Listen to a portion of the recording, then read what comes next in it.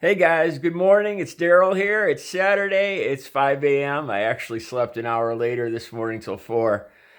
Uh, I'm going to do another video straight from the gut here. I'm just going to fly by the seat of my pants on this one. And people are either going to like this and be able to relate to this, or I'm going to be hated, one or the other. All right. The phrase America, the greatest country in the world, the most powerful country in the world. I'm going to be honest with you guys. When I hear that, it bothers me. I don't like it. It makes me cringe. It's the first time I ever said that out loud. I feel guilty when I say that. I feel like I'm un-American. There's something wrong with me. Let me tell you first, don't get me wrong. It's not that I don't think this country's great, or more than that, that I believe that the people of this country are extraordinary. I believe some of the stuff we've done is extraordinary, beyond extraordinary. I believe the geographic parts of this country, the beauty, is beyond extraordinary. I believe our resources are amazing. I also, on the other hand, when I hear that phrase, I think that our cruelty sometimes is unmatched. Not our cruelty, but our lack of compassion, our self-centeredness. That's what I hear when I hear that phrase. To me, I've always been the kind of walk quietly, carry a big stick kind of guy. I was always the biggest guy in the class. I always had to stand square. You know, when the class lines up, I was the guy in the middle, in the back row. I was always the biggest guy, like probably kindergarten through 8th grade. But I was a very quiet guy. I grew up out in the woods by myself, self-sufficient. Like I said, my dad was the park ranger. I had square miles, like dozens of square miles all to myself. I grew up making dams and forts, and I was very self-sufficient. I love to read a lot. I tended to be quiet somewhat. I was more introverted. I found myself being a leader sometimes, but I wasn't comfortable in that role because I was the tallest guy. A lot of times throughout my life, I felt like I stuck out. There's been so many times I've been in a line at a supermarket and I look down 10 lines, I look up 10 lines, and I'm the tallest head above the crowd. And there's times I don't want to be that person.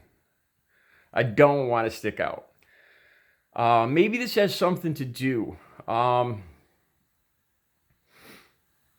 never felt the need to brag, to claim myself as being the best. I've always felt that I could be better every day tomorrow. Maybe, I'm just telling you this about myself, maybe that has something to do with why I dislike that phrase so much. And I hear it every day. And I hear it mostly a lot out of Trump's mouth. And I just find it, I'll tell you something else that bothers me about that phrase. I feel, as of late, from 2000 on, I feel, or even before that, I feel like we've been resting on our laurels. I believe that's the phrase. I look back, I watched Fat Man and Little Boy. First time I ever saw that movie. It's an old movie. Paul Newman. It was the development Oppenheimer making the first atomic bomb, and I think we were great. The adversity, the rush to make that bomb, the genius, and this is another thing that I think makes this country great is the nationalities, the religions, the diversity. I truly believe makes this country great. See, when I hear Trump and other people like that, talking about America being the greatest country in the world, I know that they don't mean that. They mean that little bunch of Europeans that came over and enslaved the Indians, the blacks, that entitled little bunch. That's who they're talking about. They're talking about a very specific group, I think. When they talk about making America great again, they're talking about a very small, specific group. That's what I hear when I hear that phrase. Boeing, the emails, I don't know if you guys have all heard about this, but the 737 MAX, that plane, and the emails that have come out, the people in that company, the way they looked at their job, the way they looked at what they were producing for the public was a disgrace. That's not what made America great. That's shameful. That will destroy America. That's resting on our laurels. Those same people are probably the people that are saying, America, the greatest country in the world. All the while, they're producing crap. These are the guys that said that the 737 was designed by clowns and oversaw by monkeys. And they tried to sneak shit past the government inspectors, and just a disgrace. And at least, I think it was at least 300 people died in 2 separate crashes before that plane was taken off the market. That's not a great country to me. A great country doesn't separate families under any circumstances, and lose the children and never reunite them. That's one of the most hideous. That's one of the most disgustingly hideous, evil things I have ever heard of in human history. What's going on in our southern border? These children are lost. They have to do DNA tests. They don't know if they could ever reunite these kids. Then I was reading up on the damage that it does to a child that young, to be separated, to be put in a situation where their freedom is taken away at 2 or 3 years old, 4, 5, 6 years old. These kids are irreparably fucked up. Excuse my language, but they're fucked up. Then they're sent back to Central American countries, maybe to be reunited, maybe not, maybe to be adopted by somebody else. These countries don't have any human health services, or very little.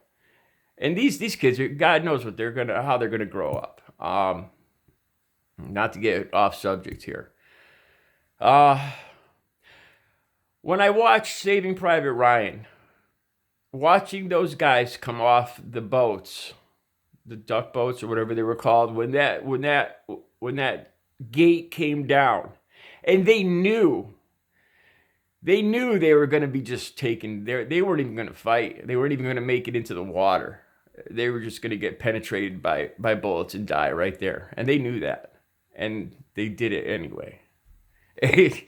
It almost makes me tear up, man, just saying that. That is a fucking great American. That's what made us great.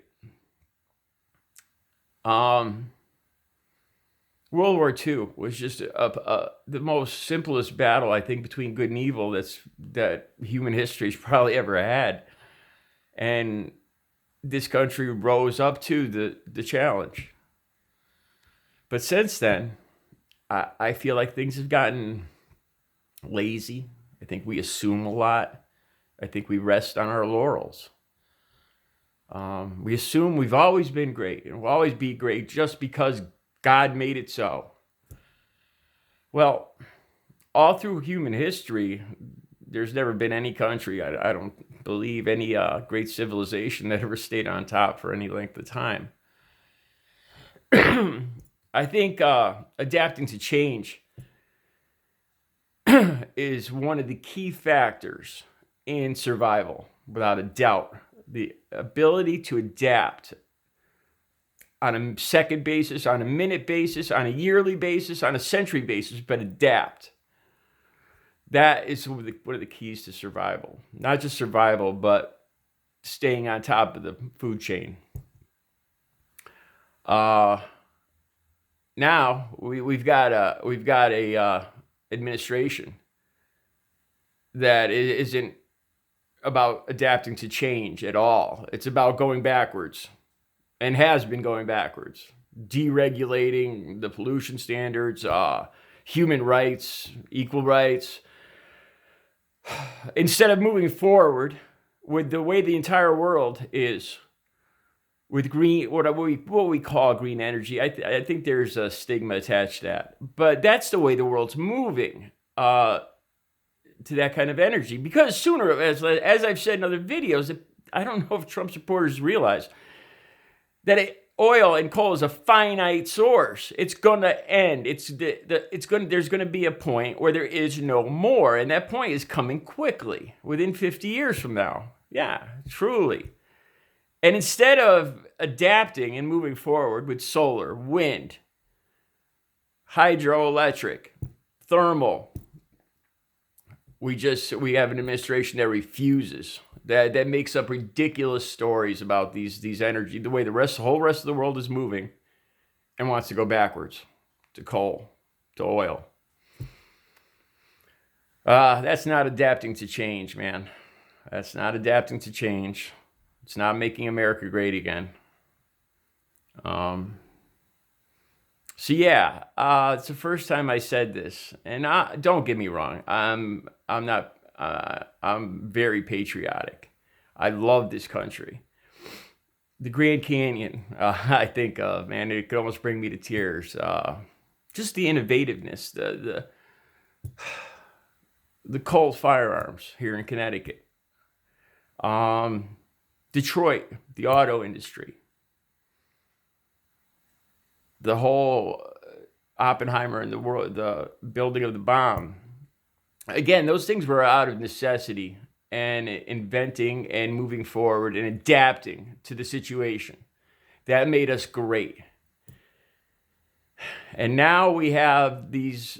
I pray to God that this Boeing situation with these emails and the 737, I pray to God that that's just a situation locked down just to Boeing as a single corporation, but I know it's not.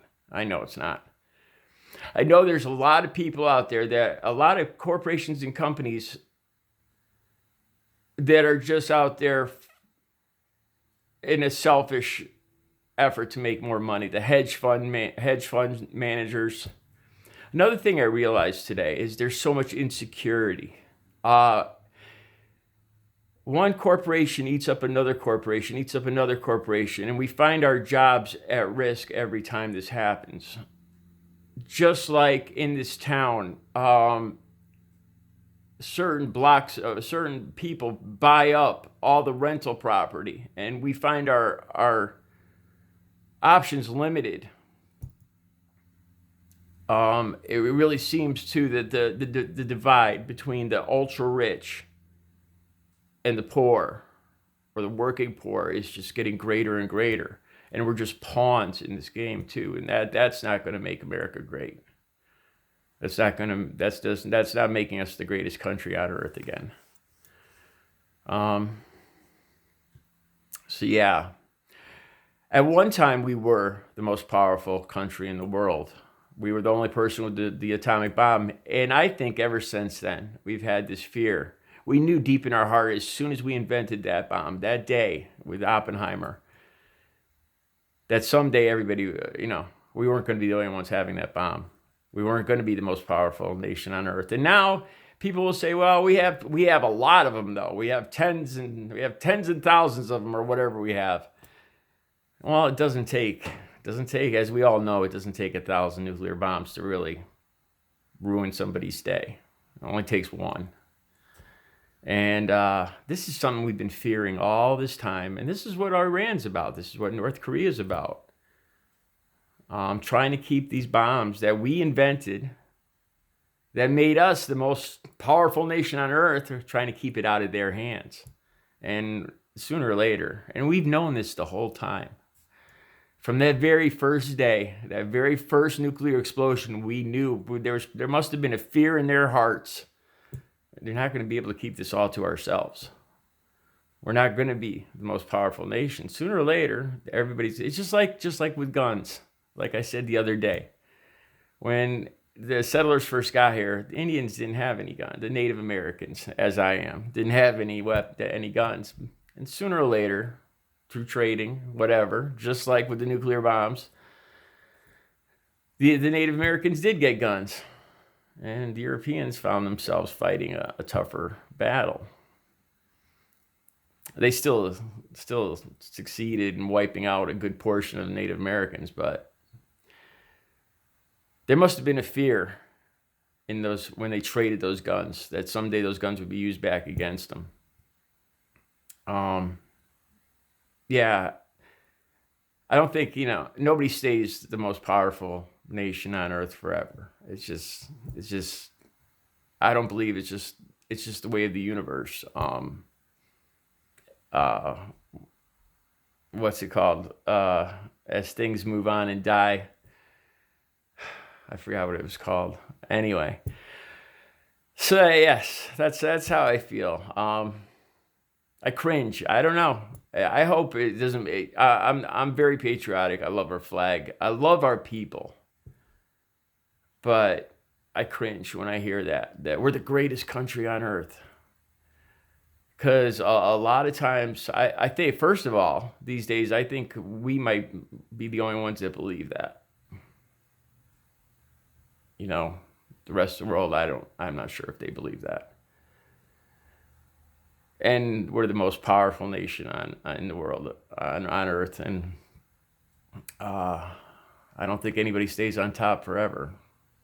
And we've known that ever since that first atomic bomb went off out in the desert.